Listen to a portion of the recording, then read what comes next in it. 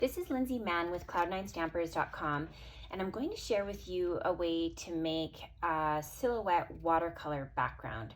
So let's get started. Your first step is you're going to run the Fluid 100 watercolor paper through the Big Shot using the Friendly Silhouettes die, and we're just using this palm tree one. So you get a negative impression like this. And you're going to need a pokey tool for this to just push out any of the pieces that need to be removed. So that's our first step. Next, we're going to bring in some of our ink refills. So I've got Flirty Flamingo and Mango Melody, which in my opinion make the most perfect sunset. So I'm going to take a block to create a palette.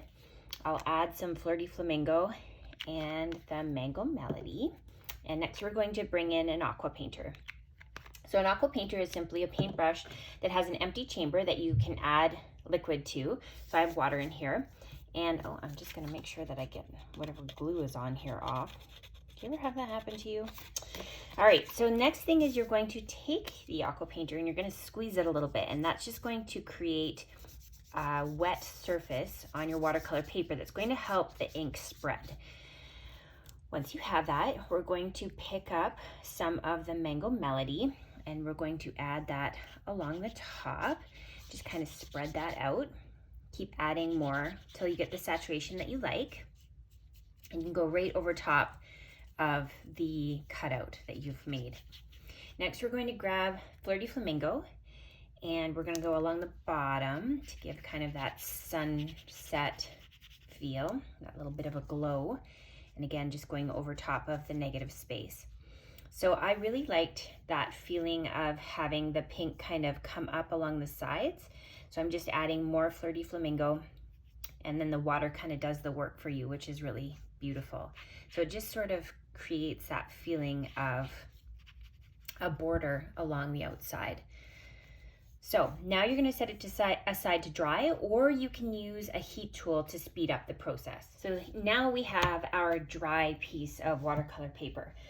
Next, we're going to add the greeting. So I'm using a greeting from the stamp set Friend Like You. We're going to do the Life is So Good one. I'm bringing in Memento ink, or any other black ink you have would work. And we're just going to go ahead and stamp that in the right-hand side. Okay. Next, we're going to mount this onto our basic black, and I'm using dimensionals to do that.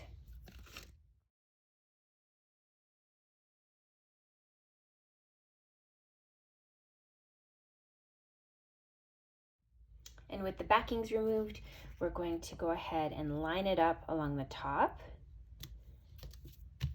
like that.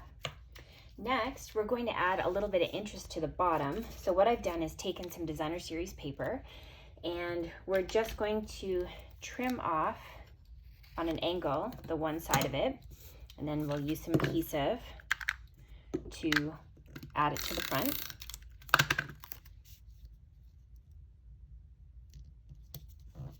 And then I have this amazing burlap ribbon, and so I'm just going to fray the end of it and then measure it so that it just overlaps along the bottom.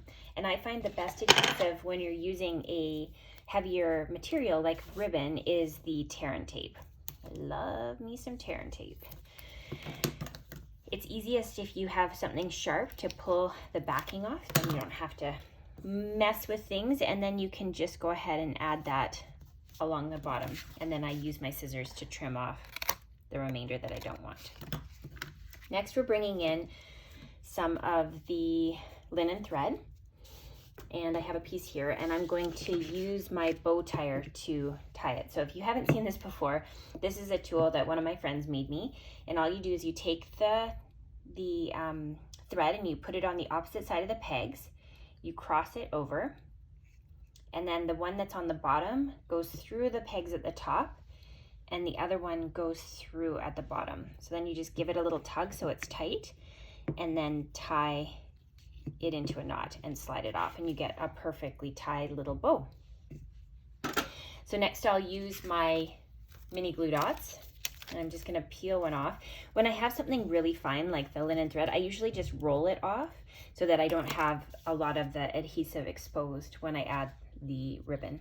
So I'm just going to throw that on there and then push my little bow onto there. And then I can go ahead and trim the ends of that. Next, we're bringing in a border of Flirty Flamingo. If you don't have the border punch, the decorative ribbon border punch, you can just go ahead and leave it straight. I'll show you what it looks like if you have that punch. So you can just go ahead and add that little scallop along the bottom, but I'll do this one as a straight one so you can see what it looks like if without it. So all I'm gonna do is bring in my card base. I've already scored it at 4 1/4. I'm going to fold it and use my bone folder to make it into the card base. Next, I'm going to add adhesive to the back of my black card front. And I'm just going to, if you get the adhesive close enough, which I didn't do the first round here, you can go ahead and just layer this on like that. And I find that's sometimes the easiest way to do it, because then you can really see that it's straight. And now we can go ahead and add that onto our card front. So this is going to give you just a smidge along the top and along the bottom. Now, if you have a little bit extra on the edge here, and this sometimes just happens because of cutting errors, I would recommend just putting that into your paper cutter and cutting off that 1/8 of an inch. Let me show you what it looks like when it's done. Yeah, so we just have a nice clean edge there. So there you have it, the 2 different styles. And you can see again, here's the difference in the borders. Have fun and go ahead and switch up the colors. You know, the sunset can be any color you like, so have fun.